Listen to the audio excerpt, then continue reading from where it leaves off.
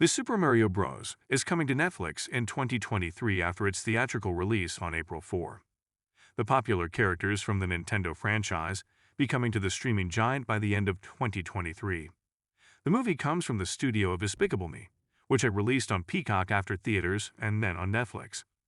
Therefore, the Super Mario Bros. Movie will release on Peacock first, more likely in June or July 2023, and finally come to Netflix between October and December 2023, according to what's on Netflix.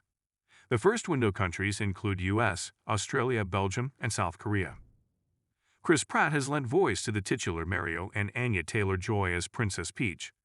The reigning voice cast includes Charlie Day, Jack Black, Keegan-Michael Key, Seth Rogen, and Fred Armisen.